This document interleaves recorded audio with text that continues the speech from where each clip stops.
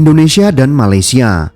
Meskipun merupakan dua negara yang berada di Asia Tenggara dan memiliki banyak kesamaan sejarah, budaya dan juga sosial, terlihat menunjukkan perbedaan yang signifikan dalam tingkat kemajuan ekonomi, infrastruktur, serta kualitas hidup masyarakatnya. Meskipun Indonesia lebih besar secara geografis dan memiliki jumlah penduduk yang jauh lebih banyak dibandingkan Malaysia, dalam beberapa aspek, Malaysia terlihat lebih maju. Dalam video ini akan dibahas mengapa Malaysia lebih maju dibandingkan Indonesia dengan mengacu pada berbagai data terkini yang mencakup jumlah penduduk, produk domestik bruto atau GDP, tingkat kesejahteraan, pendidikan, dan tingkat korupsi di masing-masing negara.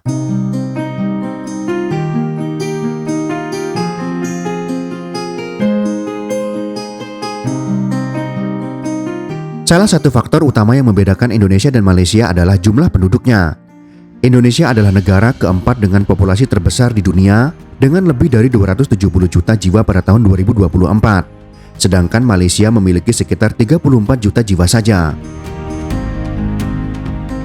Jumlah penduduk yang besar memberikan tantangan tersendiri bagi Indonesia dalam hal distribusi sumber daya, penciptaan lapangan pekerjaan, serta pemerataan pembangunan di seluruh wilayah.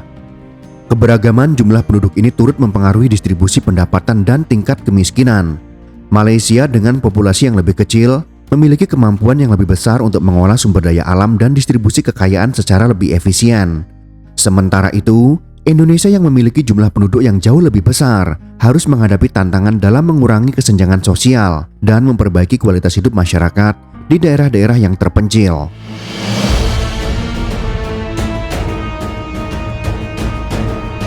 Produk domestik bruto atau GDP per kapita merupakan indikator utama dalam menilai kemajuan ekonomi sebuah negara.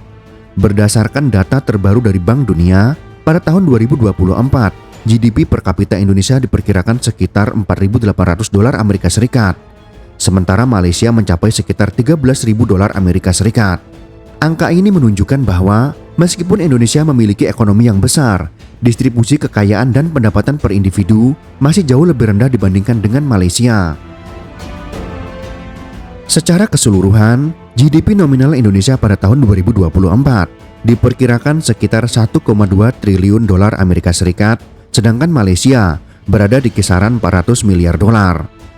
Namun meskipun GDP Indonesia lebih besar, Malaysia berhasil mencapai angka GDP per kapita yang jauh lebih tinggi. Ini mengindikasikan bahwa Malaysia lebih efisien dalam mengelola ekonomi mereka dan menciptakan nilai tambah lebih tinggi bagi setiap warganya. Perbedaan ini sebagian besar disebabkan oleh beberapa faktor struktural seperti tingkat industrialisasi, sektor-sektor pendorong ekonomi, serta pengelolaan sumber daya alam. Malaysia memiliki sektor industri dan manufaktur yang lebih berkembang, khususnya di bidang elektronik, minyak dan gas, serta produk-produk dengan teknologi tinggi. Sementara itu, ekonomi Indonesia lebih bergantung pada sektor primer seperti pertanian dan sumber daya alam yang tidak selalu menghasilkan nilai tambah yang tinggi dan seringkali bergantung pada harga komoditas yang fluktuatif. Bagaimana dengan tingkat kesejahteraan dan kualitas hidup dari dua negara ini?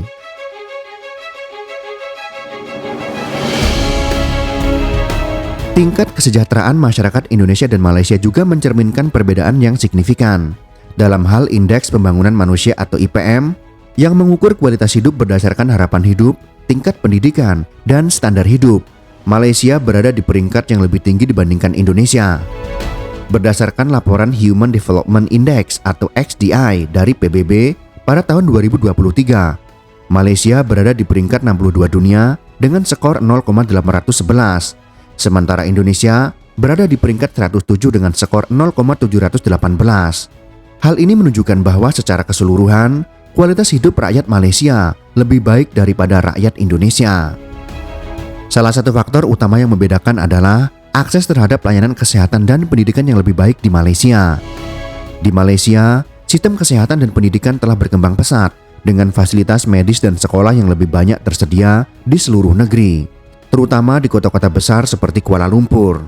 Sementara itu, Indonesia meskipun sudah mengalami kemajuan di sektor kesehatan dan pendidikan, masih harus menghadapi kesulitan dalam menjangkau daerah-daerah pedalaman, terutama di luar Pulau Jawa, di mana fasilitas publik dan akses terhadap layanan dasar masih sangat terbatas. Selain itu, Malaysia juga memiliki tingkat kemiskinan yang jauh lebih rendah.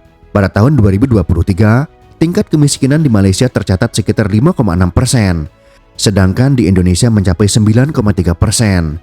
Tentunya jauh lebih banyak karena populasi di Indonesia jauh lebih besar daripada di Malaysia. Meskipun dalam catatan Indonesia telah berhasil menurunkan angka kemiskinan dalam beberapa tahun terakhir, ketimpangan antar wilayah dan ketergantungan pada sektor informal menyebabkan angka kemiskinan tetap tinggi. Bagaimana kondisi pendidikan dari kedua negara ini? Pendidikan adalah salah satu aspek penting yang menentukan tingkat kemajuan suatu negara. Malaysia telah menginvestasikan banyak sumber daya dalam sistem pendidikan mereka dengan fokus pada peningkatan kualitas dan aksesibilitas pendidikan di seluruh negara. Berdasarkan data UNESCO, Malaysia memiliki tingkat partisipasi kasar atau Gross Enrollment Ratio di tingkat pendidikan dasar dan menengah yang sangat tinggi, sekitar 95%. Di sisi lain, Indonesia memiliki tingkat partisipasi kasar di pendidikan dasar sekitar 92%. Meskipun di beberapa daerah, partisipasi di pendidikan menengah masih rendah. Salah satu faktor indikator keberhasilan Malaysia dalam pendidikan adalah tingginya jumlah mahasiswa internasional yang belajar di negara tersebut. Malaysia menjadi tujuan utama bagi mahasiswa dari negara-negara Asia Tenggara dan Afrika karena kualitas pendidikan yang baik dan biaya pendidikan yang relatif terjangkau. Ini menunjukkan bahwa sistem pendidikan di Malaysia tidak hanya melayani kebutuhan lokal, tetapi juga menarik minat dari luar negeri. Lalu bagaimanakah dengan Indonesia? Di Indonesia, meskipun pemerintah telah meningkatkan anggaran untuk sektor pendidikan dalam beberapa tahun terakhir, masalah besar seperti kekurangan tenaga pengajar berkualitas, infrastruktur yang buruk, serta ketimpangan antara daerah perkotaan dan pedesaan masih menjadi tantangan utama. Hal ini tentunya berdampak langsung pada kualitas pendidikan dan pada gilirannya, pada kemampuan negara untuk menghasilkan sumber daya manusia yang berkualitas. Sekarang bagaimana keadaan kedua negara jika kita bicara dalam tema korupsi?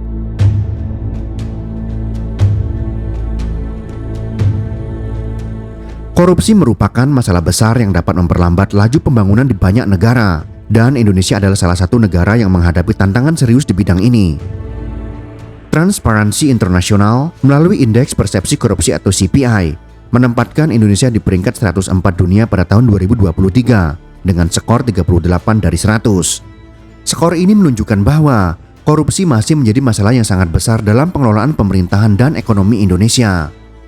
Di sisi lain, Malaysia berada di peringkat 57 dengan skor 49, yang meskipun tidak sempurna, menunjukkan bahwa Malaysia memiliki tata kelola pemerintahan yang lebih baik dalam hal mengatasi korupsi. Malaysia telah melakukan berbagai upaya untuk memperbaiki sistem hukum dan pemerintahan untuk meningkatkan transparansi, seperti pembentukan badan pengawas independen dan perbaikan dalam sistem peradilan. Meskipun demikian, korupsi tetap menjadi masalah besar di Malaysia, terutama terkait dengan kasus-kasus besar yang melibatkan pejabat tinggi dan pebisnis besar.